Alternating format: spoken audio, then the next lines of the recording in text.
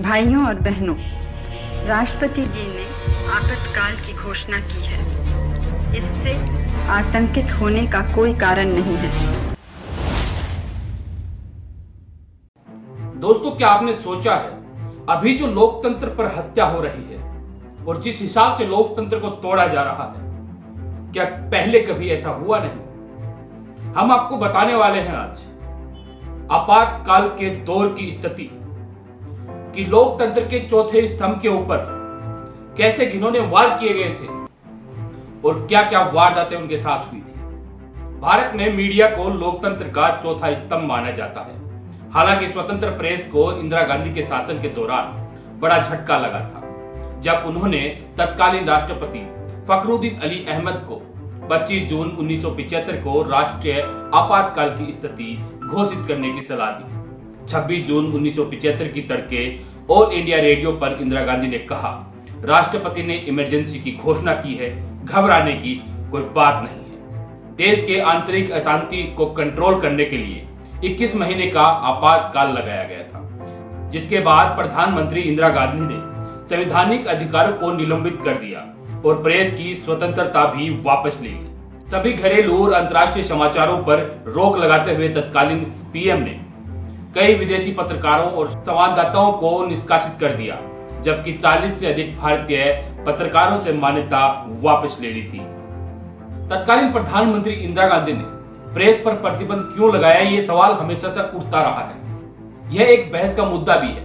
कई इतिहासकारों का मानना है कि उन्हें सरकार की बढ़ती आलोचना से खतरा था। उन्हें डर था कि मीडिया जयप्रकाश नारायण द्वारा शुरू किए गए आंदोलन का समर्थन कर रहा है। हालांकि इंदिरा ने आरोप लगाया था कि विदेशी ताकतें उनकी सरकार को अस्थिर करने और देश को कमजोर करने की कोशिश कर रही है। पूर्व पीएम ने अपने कदम का बचाव करते हुए कहा था कि जेपी आंदोलन के कारण देश की सुरक्षा खतरे में है।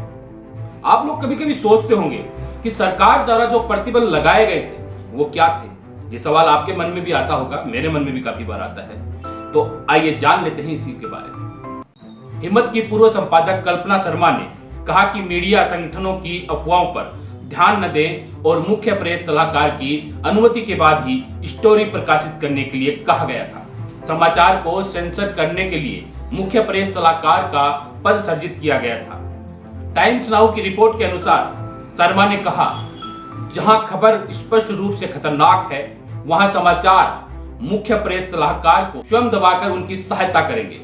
इसके अलावा सरकार ने सरकारी विज्ञापनों के आवंटन का उपयोग करके मीडिया संगठनों, विशेष रूप से समाचार पत्रों में हेरफेर किया। उस समय न्यूज़पेपर राजस्व के लिए सरकारी विज्ञापनों पर अधिक निर्भर थे, जिससे उनके लिए अपना व्यवसाय चलाना मुश्किल हो गया था। वहीं पत्रकारों को भी धमकी दी गई थी। प्रारंभिक विरोध के दौरान तत्कालीन प्रधानमंत्री इंदिरा गांधी द्वारा प्रतिबंध लगाए जाने के बाद अधिकांश भारतीय मीडिया संगठनों ने लड़ाई छोड़ दी। हालांकि कुछ संगठन थे, जैसे द इंडियन एक्सप्रेस और द स्टेट्समैन, जिन्होंने 1975 के आपातकाल के खिलाफ लड़ाई जारी रखी। उस समय के अधिकांश पत्रकारों का कहना है कि मीडिया ऑर्गेनाइजेशन के आसपास सरकार की मांगों को मानने के अलावा कोई विकल्प ही नहीं था।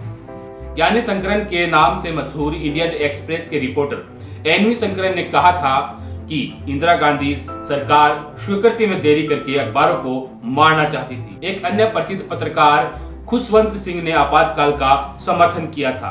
आउटलुक में उन्होंने इमरजेंसी का समर्थन करने के अपने कारणों को समझाया। कहा कि इंदिरा गांधी सरकार के खिलाफ विरोध हिंसक हो गया था। मैंने अपनी आंखों से देखा कि नारे लगाते हुए जुलूस मुंबई की सड़कों पर जाते हुए कारों, दुकानों, खिड़कियों को तोड़ते हुए जाते थे। स्थानीय पुलिस उन्हें रोकने में असमर्थ थी, क्योंकि वे बहुत कम थे और प्रदर्शनकारी बहुत अधिक संख्या में थे। सिंह ने कहा, विपक्षी दल के नेताओं ने देश को अराजकता में फिसलते हुए देखा। उन्हें उम्मीद थी कि बढ़ती अराजकता गांधी को इस्तीफा देने के लिए मजबूर कर देगी।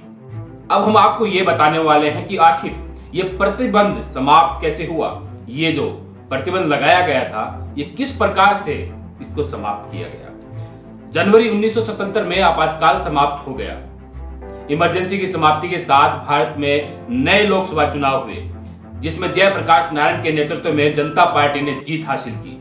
यह भारत के इतिहास में पहली बार था जब कांग्रेस लोकसभा इलेक्शन हार गई थी। पार्टी ने सिर्फ 154 सीटें जीती, जबकि जनता पार्टी और उनके सहयोगियों को 300 सीटें मिली थी। पत्रकारों और राजनीतिक पंडितों का मानना है कि लोगों के बढ़ते आक्रोश के कारण प्रधानमंत्री इंदिरा गांधी को इमरजेंसी समाप्त करने और नए चुनाव का आह्वान करने के लिए मजबूर होना पड़ा था।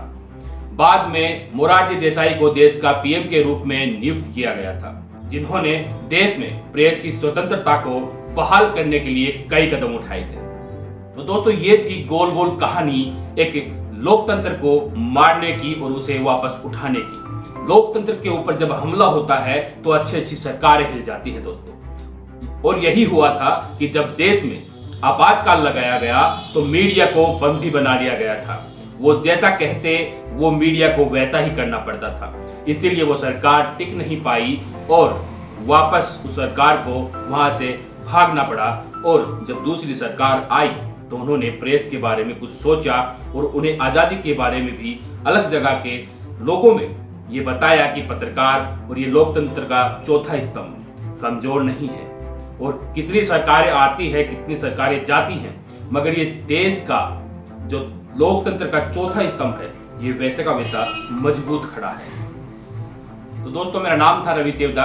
अगर आपने ये वीडियो देखा है, अच्छा लगा है, तो प्लीज हमारे चैनल को सब्सक्राइब कीजिए, लाइक कीजिए और शेयर कीजिए। धन्यवाद।